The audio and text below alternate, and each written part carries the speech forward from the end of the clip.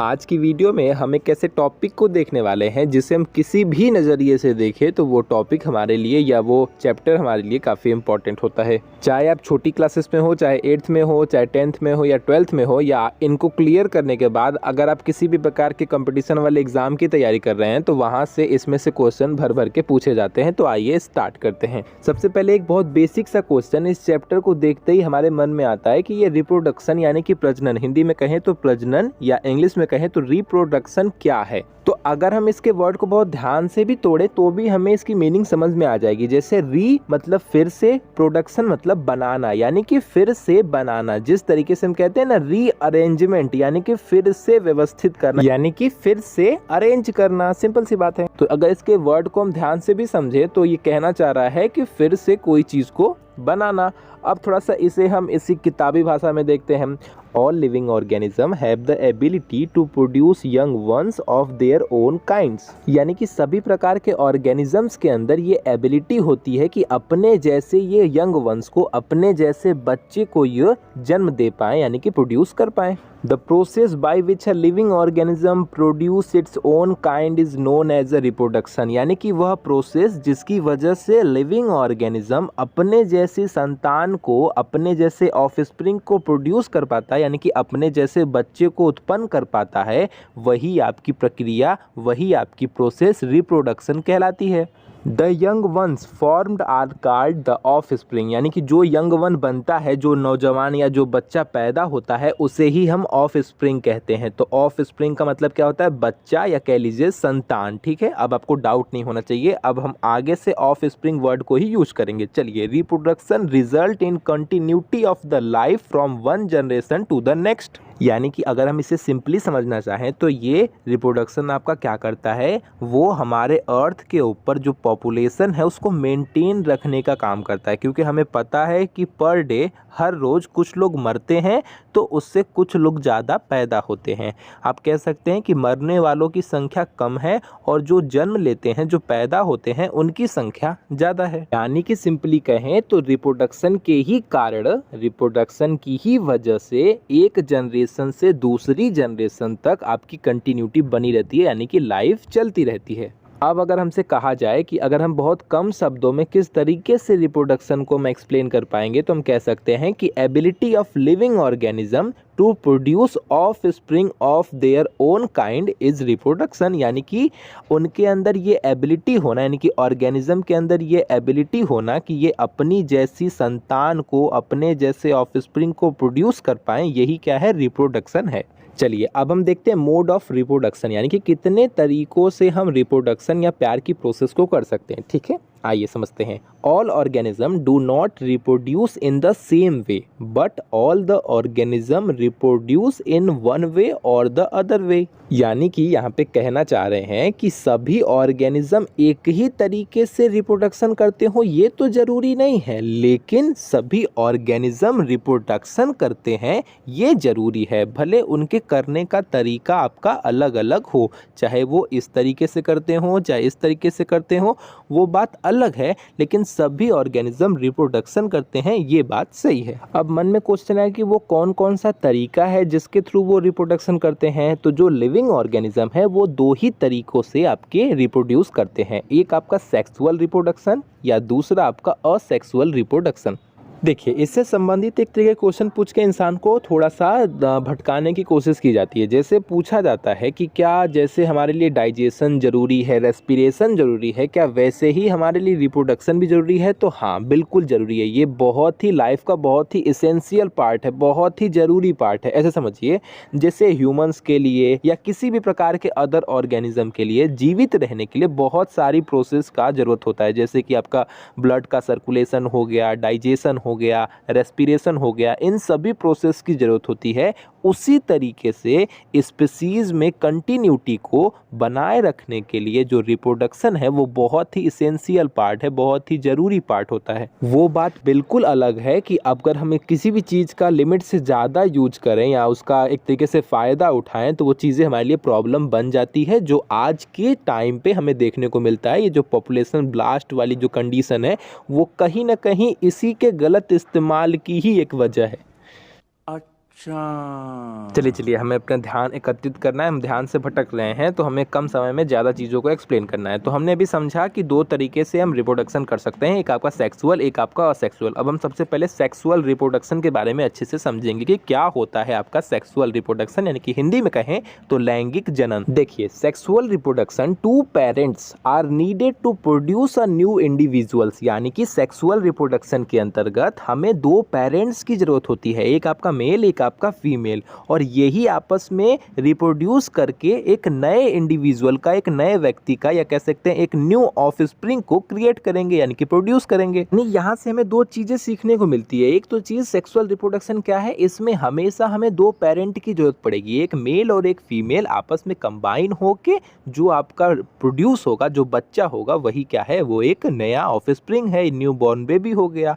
उसी तरीके से अगर बात हम असेक्सुअल की करें तो असेक्सुअल रिप्रोडक्शन में हमें टू पेरेंट की जरूरत नहीं होती है, वहाँ पे सिंगल पेरेंट ही अपने आप में इतना कैपेबल होता है कि वो खुद से ही ऑफस्प्रिंग को प्रोड्यूस कर सकता है। उम्मीद करता हूँ आप छोटा सा डिफरेंस समझ पा रहे होंगे। सेक्सुअल रिप्रोडक्शन में हमेशा आपको टू पेरेंट्स की जरूरत पड़ेगी, दो लोगों की जरूरत पड़ेगी, एक मेल और एक फीमेल आपस में कंबाइन होके ही ऑफस्प्रिंग को प्रोड्यूस कर सकते हैं। चलिए अब आगे चलते हैं। हमने समझ लिया कि क्या होता है सेक्सुअल रिप्रोडक्शन। अब जरा समझते हैं कि क्या होते हैं रिप्रोडक्टिव पार्ट्स। ठीक है, तो हमारे पास चाहे फीमेल हो चाहे फीमेल हो, दोनों के अंदर अपने एक रिप्रोडक्टिव पार्ट्स होते हैं। ठीक है, उनके अपने रिप्रोडक्टिव पार्ट्स होते हैं।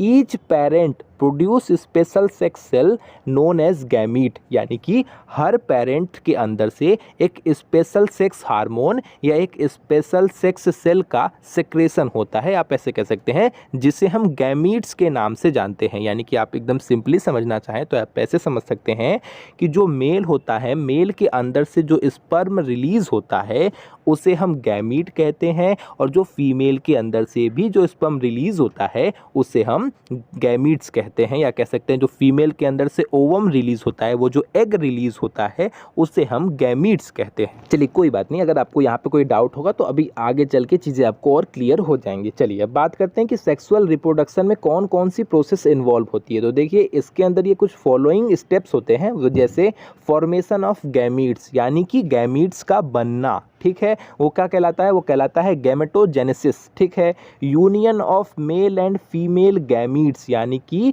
मेल गैमीट और फीमेल गैमीट का मिलना ही क्या कहलाता है, फर्टिलाइजेशन कहलाता है। यानी कि मेल स्पर्म और फीमेल स्पर्म का मिलना ही क्या कहलाता है, फर्टिलाइजेशन कहलाता है।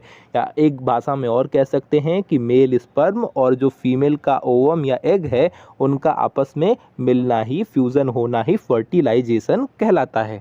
और अब इस फर्टिलाइजेशन के बाद जो चीज़ आपकी बनती है वो कहलाती है आपकी जाइगोट, और यही जाइगोट डेवलप होके एम्ब्रियो का फॉर्मेशन कर लेता है। ठीक है, और यही एम्ब्रियो आगे चल के एक न्यू बॉर्न बेबी का फॉर्मेशन कर लेता हूँ। उम्मीद करता हूँ यहाँ तक कि आपका कॉन्सेप्ट बिल्कुल क्रिस्टल क्लियर होगा।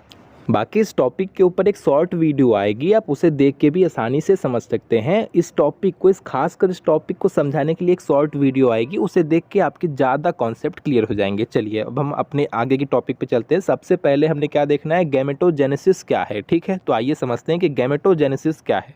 देखिए, gametes are formed in reproductive organs of male and female, यानी कि जो गैमीट्स हैं वो कहाँ से बनते हैं, फॉर्म होते हैं उनके रिप्रोडक्टिव ऑर्गन से। किसके, मेल और फीमेल दोनों के जो रिप्रोडक्टिव ऑर्गन होते हैं, जो आपको सामने दिख रहा है, ये मेल का रिप्रोडक्टिव ऑर्गन है, ये फीमेल का रिप्रोडक्टिव ऑर्गन है।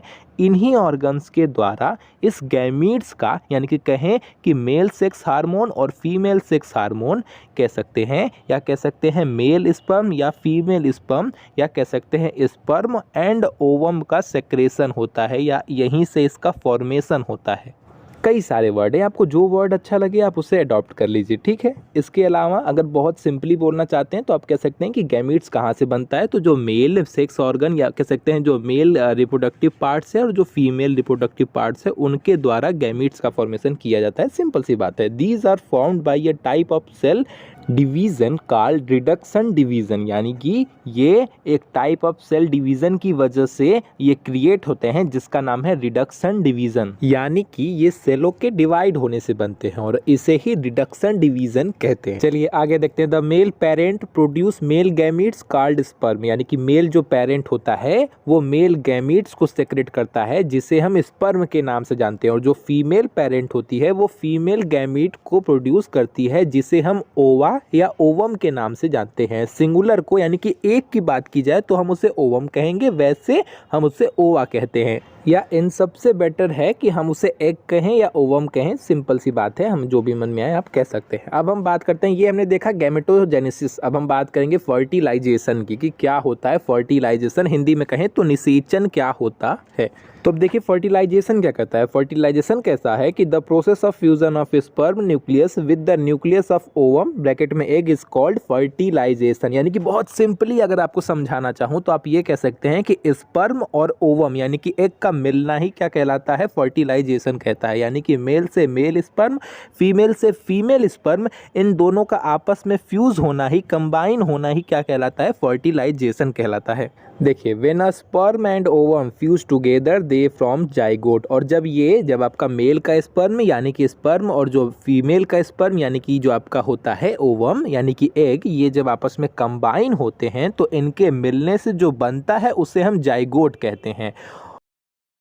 और यही क्या होता है, एक न्यू ऑर्गेनिज्म की पहली सेल होती है। फर्स्ट सेल जाइगोट को ही माना जाता है। एक आने वाले न्यू ऑर्गेनिज्म की या एक न्यू बच्चे की, न्यू बॉर्न बेबी की सबसे पहली सेल कौन होती है, जाइगोट ही होती है। ठीक, अब बात करते हैं कि फर्टिलाइजेशन कितने तरीके का होता है। दो तरीके का होता है, एक एक्सटर्नल फर्टिलाइजेशन, एक इंटरनल फर्टिलाइजेशन। एक्सटर्नल फर्टिलाइजेशन शरीर के बाहर होता है, जो फीमेल होती है उसकी बॉडी के बाहर होता है, जबकि इंटरनल फर्टिलाइजेशन फीमेल की बॉडी के अंदर ही होता है। चलिए बारी बारी करके एक एक को समझते हैं, प्यार से समझेंगे समझ में आ जाएगा। एक्सटर्नल फर्टिलाइजेशन क्या कहता है वो समझिए। When the fusion of a male and female gametes takes place outside of the body the female, it's called external fertilisation. यानी कि सिंपल सा यही कहना है कि जब मेल गैमीट और फीमेल गैमीट, जो फीमेल है उसकी बॉडी के बाहर जाके ये आपस में फ्यूज़ करते हैं, आपस में मिलते हैं, तो ये कहलाता है एक्सटर्नल फर्टिलाइजेशन। इस तरीके का फर्टिलाइजेशन खासकर पानी में देखने को मिलता है, और ये आपके फ्रॉग में, एक्वेटिक एनिमल्स में, फिशेस में, स्टार फिशेस में, इस तरीके के जो आपके जीव होते हैं उनके अंदर देखने को मिलता है। उम्मीद करता हूँ एक्सटर्नल फर्टिलाइजेशन क्लियर होगा। बात करते हैं इंटरनल फर्टिलाइजेशन की। ये क्या कहता है, when the fusion of male and female gametes take place inside the body of the female, it is called internal fertilisation. यानी कि जब मेल गैमीट और फीमेल गैमीट्स का फ्यूज़न फीमेल की बॉडी के अंदर होता है तो उसे हम इंटरनल फर्टिलाइजेशन कहते हैं। ठीक है, इंटरनल फर्टिलाइजेशन किस में पाया जाता है, तो वही आपके रेप्टाइल्स में, इंसेक्ट्स में, बर्ड में या मैमल्स हो गए, इन सभी के अंदर इंटरनल फर्टिलाइजेशन देखने को मिलता है। तो अगर अब आपसे पूछा जाए कि इंसानों के अंदर या ह्यूमंस के अंदर कौन सा फर्टिलाइजेशन देखने को मिलता है, तो आप कहेंगे इंटरनल फर्टिलाइजेशन देखने को मिलता है। और यहीं पे ये चीज़ भी समझ लीजिए, जो एक्सटर्नल फर्टिलाइजेशन होता है ना, उसमें पानी मीडियम का काम करता है, जो वाटर होता है वो माध्यम का काम करता है उनके बीच में फर्टिलाइजेशन करवाने में। ठीक है, चलिए अब इसको छोड़ते हैं, अब हम चलते हैं अपनी अगली टॉपिक पर। इन सभी को हम डिटेल करके एक एक वीडियो में देखेंगे। आज की वीडियो में सिर्फ इसको शॉर्ट समराइज कर रहे हैं, हल्का हल्का देख रहे हैं। तो अब हम पहुंच गए हैं मेल रिप्रोडक्टिव सिस्टम को देखने के लिए, यानी कि जो मेल के अंदर रिप्रोडक्टिव सिस्टम पाया जाता है उसे अब हम देखेंगे। इसके बाद हम फीमेल के अंदर जो रिप्रोडक्टिव सिस्टम पाया जाता है उसे देखेंगे। तो आइए सबसे पहले मेल की बात करते हैं। देखिए, the reproductive system of a male consist of following organs. ठीक है, आपका जो रिप्रोडक्टिव सिस्टम है मेल का, वो इन ऑर्गन्स को मिलाकर बनता है। ठीक है, पहले नंबर पे आता है आपका टेस्टिस। ठीक है, तो ये आपको फिगर में दिख रहा होगा, ये जैसे एग की जैसी जो संरचना है, जो अंडे के जैसी ये संरचना है, यही क्या है, यही आपकी टेस्टिस कहलाती है। इनकी संख्या हमारी बॉडी में 2 होती है। ठीक है, या कह सकते हैं 1 पेयर में होते हैं, एक जोड़ा, या 1 पेयर, या संख्या में 2 होते हैं। ठीक, सिंपल सी बात है, वही चीज लिखी हुई है। They are two in number, are oval shaped, they lie within the scrotum outside the abdominal cavity, testis produce male gametes called sperm. यानी कि सिंपल सा काम यह है कि जो टेस्टिस है यही स्पर्म का फॉर्मेशन करता है, यही स्पर्म को बनाने का काम करता है। यानी कि अगर पूछा जाए कि स्पर्म का सेक्रेशन कहाँ से होता है या स्पर्म का फॉर्मेशन कहाँ से होता है, तो हम कहेंगे कि टेस्टिस के द्वारा स्पर्म का फॉर्मेशन किया जाता है। दूसरा पार्ट है आपका स्पर्म डक्ट्स। ठीक है, स्पर्म डक्ट्स मतलब समझिए कि जो टेस्टिस स्पर्म को बनाता है वो स्पर्म इन्हीं डक्ट के थ्रू आपके पेनिस तक जाता है। ठीक है, सिंपल सी बात है, जो स्पर्म बनता है टेस्टिस में, जो स्पर्म बनता है वो इन्हीं डक्ट्स के थ्रू, इन्हीं नली के थ्रू, इन्हीं पाइप के थ्रू आपके पेनिस तक जाता है। ठीक है, अब समझिए। तो देखिए लिखा है a pair of sperm duct, यानी कि इनकी भी संख्या कितनी होती है, 2 होती है, एक इस साइड एक इस साइड, यानी कि हर एक टेस्टिस से एक एक आपके स्पर्म डक्ट जुड़ी होती है। ठीक, अब सुनिए, carries sperm to the urethra, ये स्पर्म को कैरी कर कर यूरेथ्रा तक ले जाता है। यूरेथ्रा वही पेनिस जो है, उस पेनिस के बीचों बीच एक समझ लीजिए नली होती है, वही आपकी यूरेथ्रा होती है। तो ये जो आपका स्पर्म डक्ट है ये उसे उसी यूरेथ्रा तक ले जाने में हेल्प करता है। आगे लिखा है urethra passes through the penis and opens at its tip. अब आपको समझना पड़ेगा कि यहाँ पे ये कहना क्या चाह रहे हैं। यहाँ पे ये कहना चाह रहे हैं कि जो आपका यूरेथ्रा है वो पेनिस में से ही होकर गुजरता है और इसका जो ऊपरी पार्ट होता है वहाँ पे ये खुलता है, ओपन होता है। इसके टिप पर, इसके ऊपरी पार्ट पर, इसके अगले भाग में ये ओपन होता है, खुलता है। सिंपल सी बात है। फिगर में आपको ये चीज़ें बहुत अच्छे से समझ भी आ रही है। तो आपके टेस्टिस ने स्पर्म को बनाया, ये स्पर्म डक्ट से होते हुए यूरेथ्रा तक गया और ये यूरेथ्रा आपके पेनिस के अपर साइड में एकदम ऊपर पे ये खुलता है। तो फिर ये यहाँ से स्पर्म बाहर आता है और इस तरीके से ये फीमेल की वजाइना में इंटर करता है और फिर वो वहाँ से आगे की प्रोसेस होती है। अब यही सब लाइन पेनिस वाले कॉलम में लिखी है। It is a muscular and erectile organ, it deliver the sperm into the vagina of female. यानी कि सिंपल सा कहना है कि ये मस्कुलर एक ऑर्गन होता है और इसका काम क्या होता है, स्पर्म को वजाइना में डिलीवर करना, यानी कि स्पर्म को वजाइना तक पहुंचाना। सिंपल सी बात है। यहीं पे ये आपका मेल रिप्रोडक्टिव सिस्टम आपका खत्म हो गया। उम्मीद करता हूँ चीज़ें समझ में आ रही होंगी। ये जो इसके बगल में है ये स्पर्म का फिगर है। जो सबसे ऊपरी पार्ट होता है उसे हम हेड कहते हैं, जो बीच वाला पार्ट होता है उसे हम मिडल कहते हैं और जो सबसे निचला पार्ट होता है, जो उसका पीछे वाला पार्ट होता है, उसे हम टेल कहते हैं। सिंपल सी बात है, ये बहुत ही नॉर्मल सी चीज़ है। तो ये स्पर्म का फिगर है, आपको ये चीज़ भी पता होनी चाहिए। और अपनी इसी लंबाई की वजह से ये आपका गतिशील होता है, यानी कि आप कह सकते हैं कि मोशन कर सकता है। ठीक है, सिंपल सी बात है। यहीं पे इसकी कहानी खत्म हो गई। अब हम फीमेल रिप्रोडक्टिव सिस्टम को देखेंगे, उसे भी हम समझने की कोशिश करते हैं। फीमेल रिप्रोडक्टिव सिस्टम में सबसे पहले आता है आपका ओवरीज। ठीक है, उसे देखिए। A pair of ovaries in situated in the abdominal cavity, ovaries produce ओवा या एग्स, या कह सकते हैं ओवम को प्रोड्यूस करती है। यानी कि सिंपल सा इसका ये कहना है कि जो आपकी ओवरी है वो आपकी एब्डोमिनल कैविटी में सिचुएटेड होती है, यानी कि प्रेजेंट होती है। और ये जो ओवरीज है इनका ही काम है एग्स को प्रोड्यूस करना, यानी कि जो फीमेल गैमीट है इसको प्रोड्यूस करने का काम ओवरी ही करती है। तो ये आपको दिख रही है, ये जो आपको फिगर में दिख रहा है यही आपकी ओवरी है, आप समझ गए होंगे। अब हम बात करेंगे सेकंड की, जिसका नाम है ओविडक्ट्स या फैलोपियन ट्यूब। देखिए ये क्या कह रहा है, they are thin and coiled muscular tubes which join the uterus and the ovaries. यानी कि आप कह सकते हैं, यानी कि यहाँ पे ये कहा गया है कि ये जो ओवरीज का ये जो ओविडक्ट वाला पार्ट है ये क्या करता है, ये ओवरीज को और अटरस को इनको जोड़ने का काम करता है, इनको कंबाइन करने का, या कह सकते हैं एक तरीके से कनेक्टिंग लिंक का काम करता है ओवरी और अटरस के बीच में। इसी के थ्रू ओवरी आपकी अटरस से जुड़ी होती है या आपका अटरस ओवरी से जुड़ा होता है। बात समझ में आ गई। अब आपके मन में एक क्वेश्चन ये भी आ सकता है कि अटरस क्या है। अटरस वो जगह है जहाँ पे आपका जाइगोट धीरे धीरे डेवलप होके एम्ब्रियो में चेंज होता है और वही एम्ब्रियो धीरे धीरे कन्वर्ट होके एक न्यू बेबी का फॉर्मेशन करता है। यानी कि अटरस के अंतर्गत वहाँ पे ही आपका न्यूबॉर्न बेबी रहता है, उसी में रहता है। तो वही चीज़ आपकी लिखी हुई है, uterus it is a broad muscular chamber where the fertilization ovum develop into a baby. ठीक है, समझ में आ गया ना। वहाँ पे जो फर्टिलाइज ओवम होता है, फर्टिलाइज का मतलब क्या, जब आपका एग है जो वो स्पर्म के साथ मिल जाए, फ्यूज़ हो जाए, तो वो आपका फर्टिलाइजेशन हो गया। अब वही फर्टिलाइज जो ओवम है या वो जो फर्टिलाइज एग है वो जाके आपके इसी अट्रस में रहता है और धीरे धीरे डेवलप होके एक बेबी का फॉर्मेशन करता है। देखिए अब यहाँ पे एक पार्ट बच गया जिसका नाम है वजाइना। ठीक है, वजाइना ये वो जगह है जहाँ से जो आपका पेनिस होता है, यानी कि मेल का जो पेनिस है वो इसी वजाइना के थ्रू अपने स्पर्म को एंटर करता है और वजाइना से ये स्पर्म धीरे धीरे अट्रस से होते हुए उस फैलोपियन ट्यूब में जाता है, जहाँ पे उसे वो एग मिलता है जिसके साथ वो फ्यूज़ होता है और फ्यूज़ होने के बाद अपने आप को डेवलप करते हुए ये वापस से उसी अट्रस में आके अट्रस की दीवार के साथ फिक्स हो जाता है और यहीं से आपका बेबी डेवलप होना स्टार्ट हो जाता है। ये चीज़ों को हम अगली वीडियो में देखेंगे। हम अगली वीडियो में किस तरीके से ह्यूमंस के अंदर फर्टिलाइजेशन होता है, किस तरीके से ह्यूमंस के अंदर रिप्रोडक्शन की प्रोसेस होती है, उस प्रोसेस को हम अगली वीडियो में समझेंगे। तो आज के लिए बस इतना ही। वीडियो पसंद आएगी तो लाइक शेयर सब्सक्राइब करिएगा, बहुत पसंद आएगी तो प्यारा सा कमेंट कर लीजिएगा और उम्मीद करता हूँ आपको किसी भी प्रकार का कोई डाउट नहीं हुआ होगा। कोई डाउट हो जाए तो आप कमेंट कर सकते हैं। तो ठीक है, टाटा बाय बाय।